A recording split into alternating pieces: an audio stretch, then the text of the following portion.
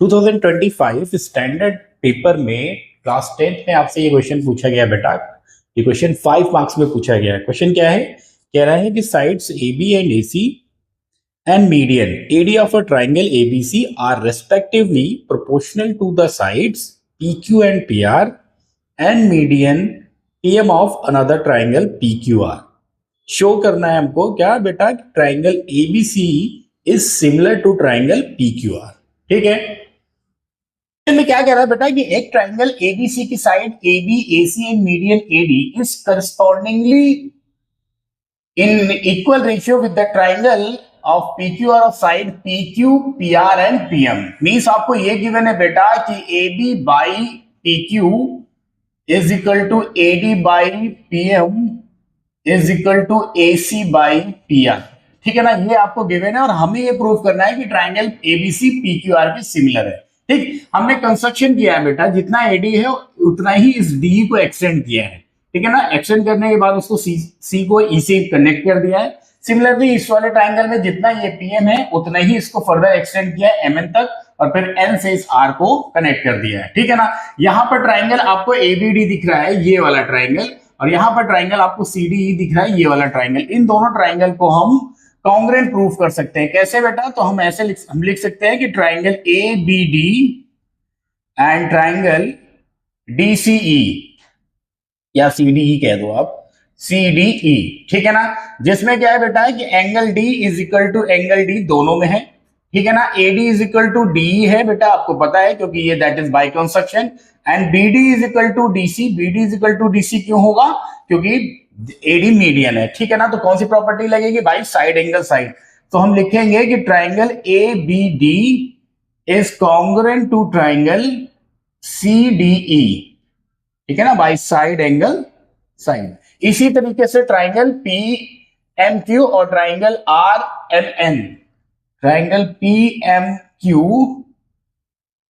And triangle R M N, इनको भी अगर हम कॉन्ग्रुएंट करेंगे तो ये भी बेटा इसी तरीके से साइड एंगल साइड से दोनों ट्राइंगल कॉन्ग्रुएंट हो जाएंगे, क्योंकि ये साइड इसके बराबर है और ये वर्टिकली अपोजिट इस एंगल के बराबर होगा। ठीक है, तो by S triangle P M Q is congruent to triangle RMN हो जाएगा बेटा।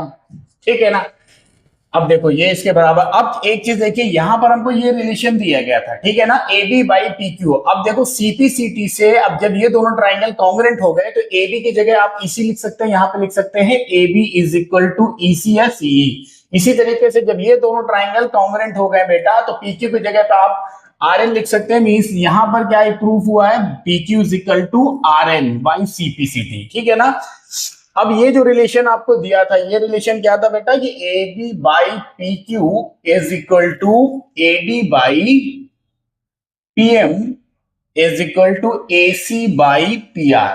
ठीक है ना, ए बी की जगह हम क्या लिख सकते हैं? ईसी। ए बी की जगह हमने ईसी लिख दिया और पी क्यू की जगह हमने क्या लिख दिया? आर एन लिख दिया। ठीक है ना, एडी की जगह अगर हम चाहें तो एडी को ट्वाइस ऑफ एडी भी लिख सकते हैं, क्योंकि तो रेशियो है twice of AD upon twice of PM कर सकते हैं। और ट्वाइस ऑफ एडी क्या हो जाएगा बेटा? एई हो जाएगा। ट्वाइस ऑफ एडी क्या हो जाएगा? या पहले आप लिख दो twice of AD upon twice of PM and that is equal to AC upon PR. ठीक है ना, तो EC R N is equal to twice of AD को आपने डायरेक्टली लिख दिया ए और ट्वाइस ऑफ पीएम को आपने लिख दिया पी एन और ये एसी अपॉन पी आर हो गया। ठीक है ना, अब आप देखो ये जो ट्राइंगल है एसी और ये ट्राइंगल जो है ए एन आर, हम क्या बोलते हैं? बीपीटी क्या बोलते हैं? अगर किसी भी ट्राइंगल, दो ट्राइंगल की करस्पॉन्डिंग साइड्स का रेशियो अगर इक्वल है तो वो ट्राइंगल सिमिलर होंगे। तो इसका मतलब ट्राइंगल एसीई, क्या लिखा हमने बेटा? Triangle ACE is similar to triangle what? PRN। ठीक है ना, जब ऐसा है तो इसका मतलब इसका ये एंगल इसके इस एंगल की इक्वल होगा। सिमिलर ट्राइंगल के एंगल से इक्वल होंगे तो इसका मतलब यहां पर क्या लिख सकते हैं कि angle CAE is equal to angle RPN। ठीक है ना, और इसी तरीके से आपका ये जो एंगल दिख रहा है ना, ये जो दूसरा एंगल है जिसको हम BAE बोल सकते हैं और इधर हम QPN बोल सकते हैं, तो इसी तरीके से मतलब लिख देंगे similarly angle BAE is equal to angle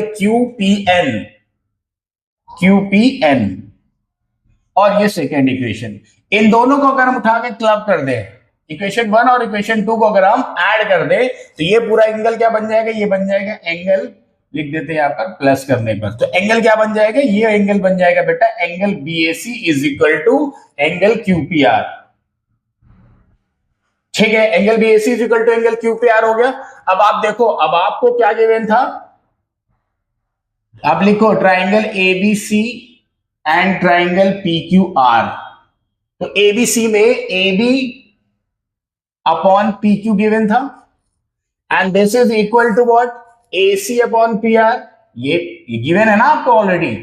और यहां पर आपने बताया कि angle BAC is equal to angle QPR, तो इसका मतलब क्या हुआ, बाई SAS क्या हो गया, triangle ABC is similar to triangle PQR। Clear है, ये है बेटा आपके 5 मार्क का क्वेश्चन।